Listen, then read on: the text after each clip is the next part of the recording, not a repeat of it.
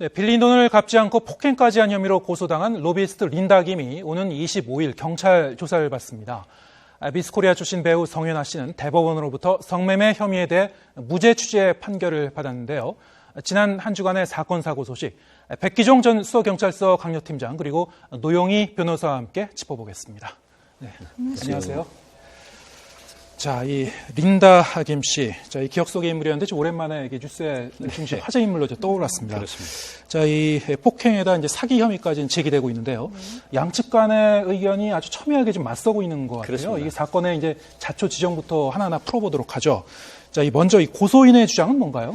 고소인의 주장은 이제 이겁니다. 5천만 원. 본인은 화장품 관련 재료 납품업자이고, 그다음에 이제 그 투잡으로 관광 가이드도 하고 있다. 네. 그런데 이제 쿠알라룸푸르 그 시민권자인 그 가명이죠. 이정희 씨라는 분, 린다 김의 이제 사회 후배가 갑자기 연락이 와서 대전에 있는데 5천만 원만 한 이틀 정도 빌려주면 갚겠다. 그리고 이제 그 대가는 충분히 하겠다. 이렇게 해서 결혼을 앞두고 있고 이사 자금으로 사용하기 위한 돈을 가져와서 5천만 원을 줬는데 갑자기 다음 날 또 5천만 원을 더 빌려달라고 해서 나는 그 돈을 빌려줄 수 없고 준 돈을 약속대로 돌려달라고 했는데 그때 이제 무릎을 꿇리고 그다음에 뺨을 때리고 그다음에 협박을 했다. 강요도 했다. 이제 이런 주장을 하고 있어서 결국은 2개월이 지나도 돈을 돌려주지 않으니까 폭행과 그다음에 사기죄로 고소를 인천지검에 했는데 인천 중부경찰서에서 지금 하명받아서 수사하고 있는 그런 사안이죠. 네.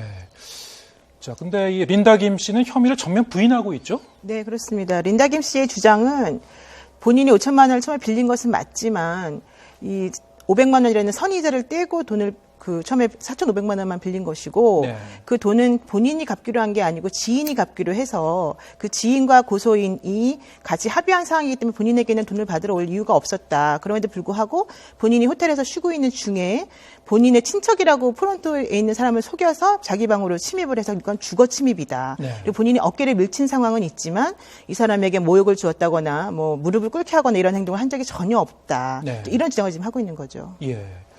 자, 이 양측의 주장 어느 쪽이 옳은지 경찰 조사에서 좀 더 이제 시비가 가려져야 할 텐데요. 린다 김 씨 하면 사실 무기 로비스트로 잘 알려진 인물 아닙니까? 한때 전국을 이제 떠들썩하게 했던 인물인데요. 그렇습니다. 1995년부터 98년도에 이제 국방부 주관으로 하는 약 2,200억 대의 백두 사업이라 그래서 군 정찰기나 이제 감청 장비 같은 그런 이제 무기 도입을 하는데 사실상 여기에 이제 그 당시 환경부 장관, 성함 말씀을 안 드리겠습니다. 환경부 장관 소개로 96년도죠.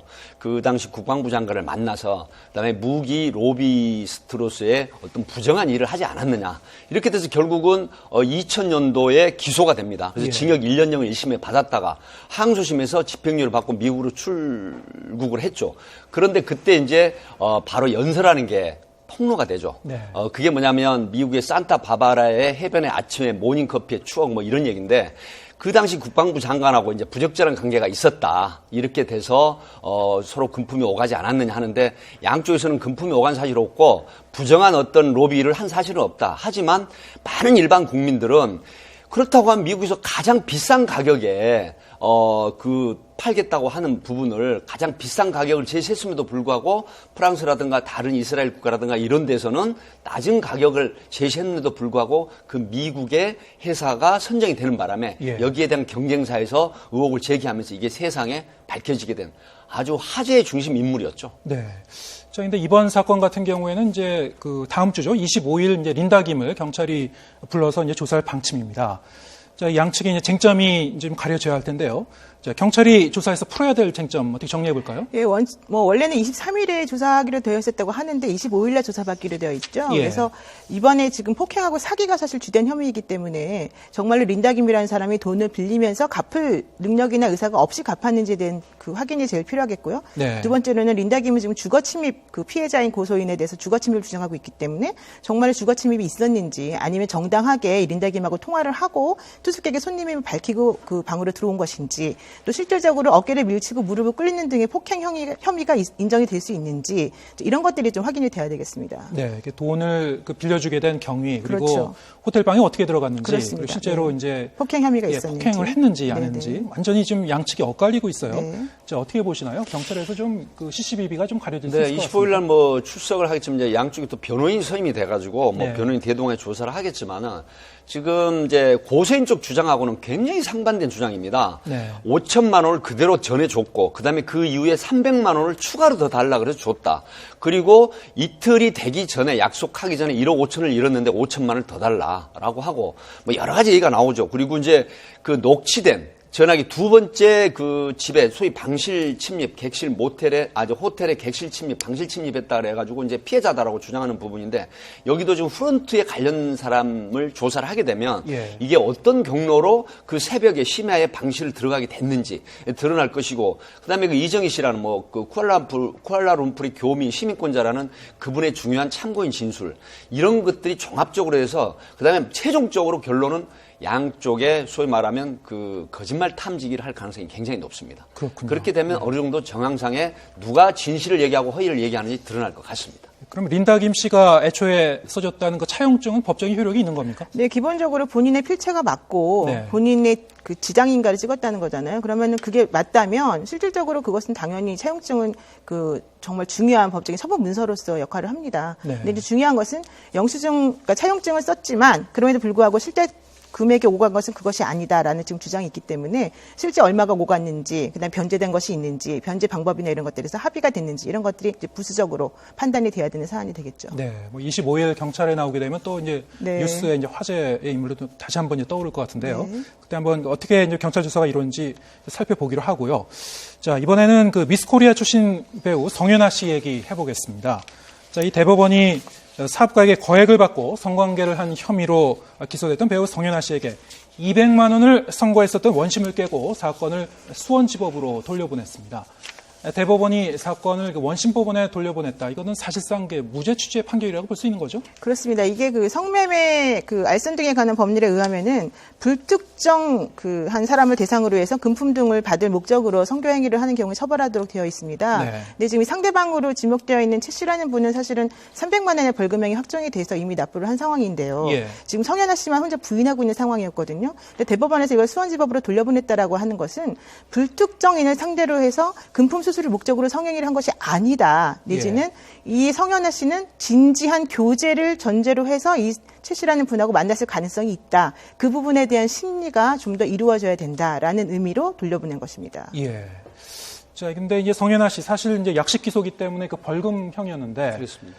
조용히 넘길 수도 있었는데 형사처벌을 감수하면서까지 정식 재판까지 했어요. 그 이유가 뭘까요? 네, 성현아 씨 입장에서는 그 당시 이제 2010년도 2월과 3월 사이에 5천만 원을 받고 3회 서울 소재 호텔에서 이제 3회 성관계를 가졌다라고 했는데 네. 사실 약식 기소를 하면 이게 대외적으로 알려질 일이 없거든요. 예. 함에도 불구하고 성현아 씨는 굉장히 억울하다. 나는 정말로 결혼까지 생각하고 소개를 받아서 만났지만 성매매 대가로 돈을 받은 게 아니라 신분 관계를 이용해서 만났다고 주장을 해서 그래서 이걸 이제 무죄 취지로 받아보겠다 이제 이렇게 돼서 이제 항소를 한 것이거든요. 근데 결국 대법원에서 이제 무죄 취지에 파기환송을 했는데 문제는 과연 이게 성매매 알선 등 행위 처벌에 관한 법률 보면 2조 1항 제1호 강항입니다. 정확하게 말하면. 이게 이제 성매매란 불특정인을 상대로 금품이나 그 밖에 재산상의 이익을 수수하거나 수수하기로 약속하고 성관계를 한 사람이거든요. 네. 그런데 브로커를 통해서 그 당시 남편과 별거한 상태 경제적인 어려움을 호소하면서 예. 재력 있는 사람을 소개해달라고 해서 결국은 상대남을 만났거든요. 예. 그렇게 하고 만난 지 얼마 안 돼서 2월과 3월 달에 불과 3회 관계를 가지고 5천만 원의 대가를 받았다라고 이제 검찰은 기소를 했는데 과연 이 부분이 불특정인으로 들어가느냐 안 들어가느냐 이게 쟁점입니다. 네. 그렇다고 하면 최초에 예전부터 지인이었던 사람이 아니거든요. 그럼 이 사람은 브로커로 인해서 소개를 받은 불특정인의 범주에 들어간다는 여론도 굉장히 높거든요. 네. 우리가 국민의 법 감정상은 그렇다고 하면 소개를 받아서 만나서 성대가로 돈을 받았다고 하면 나중에 시간이 지나서 상대남이 나하고 결혼을 하기로 했다라고 얘기도 들었다라는 그럼 병원의 자문을 받아서 그렇게 진술을 해버린다라거나 아니면 또 이 부분에 대해서 뭐 미국에 가서 메시지도 보내고 통화도 했다. 또 만났을 때 성관계도 하지 않고 자연스럽게 데이트도 했다. 이런 부분이 재판부에서는 결혼을 전제로 사귀고 불특정이 많은 사람들을 상대로 성매매를 하면서 돈을 받은 정황이 발견할 수 없다라고 해서 무죄 취지 파기환송을 한 것이거든요. 네. 많은 법조인들이나 법률가들도 이 부분이 상당히 협의에 판시를 했다라고 해서 지금 논란이 상당히 되고 있는 그런 판결입니다. 결국 이제 성매매냐 아니면은 뭐 서로 간에 이제 사랑을 했느냐 이 경계선이 애매할 수 있다 이런 말씀인 것 같은데 여기 판례로 나중에 좀 작용할 수도 있는 거 아닙니까? 그렇죠. 이제 기준이 되는 그런 사실 중요한 판례가 될 수 있는데요. 여기서 중요한 건 불특정 다수를 상대로 해서 성매매를 할 수 있느냐 여부인데 이번 대법원에서 그 무죄체주로 그 파기환송한 이유 중에 하나는 성현아 씨가 이 당시엔 이 사람만 만났다라고 하는 거였어요. 그러니까 기본적으로 그 만약에 성매매를 한다는 건 다수의 여러 사람에 대해서 그냥 성행위만을 목적으로 해서 돈을 받고 하는 거기 때문에 이 사람만 만나는 것은 사실은 성매매라고 보기엔 좀 부족하지 않느냐 이제 이런 부분이 있었던 것이고 이번 그 대법관님들의 판결을 전반적으로 살펴보면은 기본적으로 법리에 충실한 판결들을 많이 하고 계시거든요. 그러니까 우리가 보기에 조금 의심스러운 부분이 있다 하더라도 증거가 명확하게 나오지 않았다거나 법리적으로 해석해 보았을 때 그분들에 대해서 우리가 뭐 하나의 정도로 이렇게 뭐 격가지 말고 본질적인 것만 판단해 봤을 때 이런 식으로만 해석이 된다면 그냥 그걸 판단해 보아라. 라는 식으로 판결을 많이 내리고 계시기 때문에 이번 판결에 대해서는 뭐 논란의 여지가 좀 있습니다만 저는 적절한 판결이었다라고 생각합니다. 자, 화제를 또 바꿔보겠습니다. 또 이 좀 씁쓸한 그 소식이 있었는데요. 자식에 대한 교육열이 지나친 아내에게 남편이 이혼 소송을 낸 사건이 있었습니다. 이 남편이 이혼 소송을 한 이유 뭐였나요? 그렇습니다. 2011년도에 이제 남편은 지방에 근무를 하고 있었고, 그다음에 부인은 서울 사립학교 미술 교사였습니다. 그런데 이제 그 소위 말하면 주말 부부였기 때문에 몰랐는데 서울로 이제 근무지가 발령이 나면서 보니까 만 11세 된 아이를 새벽 3시, 4시까지 공부를 시키고, 그다음에 뭐 태권도, 무슨 뭐 여러 가지 그 과외 학원을 또 시킨단 말이죠. 그래서 이제 이렇게까지 공부를 시키면 아이를 너무 혹사시키는 게 아니냐 하니까 이 부인이 뭐라고 얘기를 하냐면 당신네 집안에 학벌이 낮은 데서 교육을 아느냐, 이렇게 굉장히 모욕적인 그런 어떤 자존감을 상하는 그런 말을 합니다.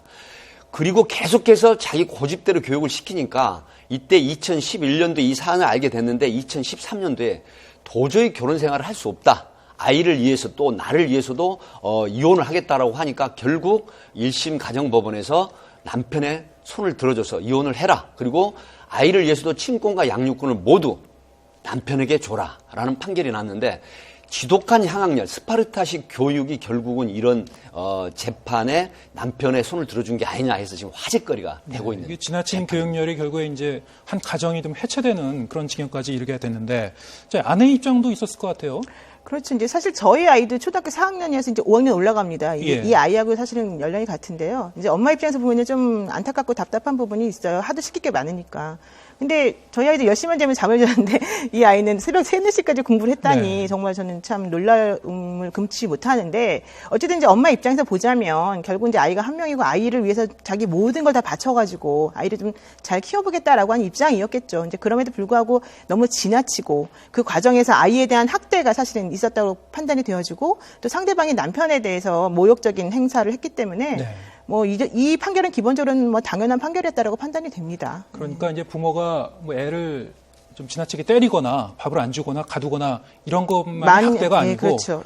이제 지나친 교육열로 해서 이제 괴롭히는 이런 것도 이제 정서적인 학대가 될 수 있다. 이런 얘기군요. 그 학대 아동들에 대한 학대 행위는 4가지가 있습니다. 소위 말하면 정서적 학대, 신체적 학대, 성적 학대, 그다음에 방임.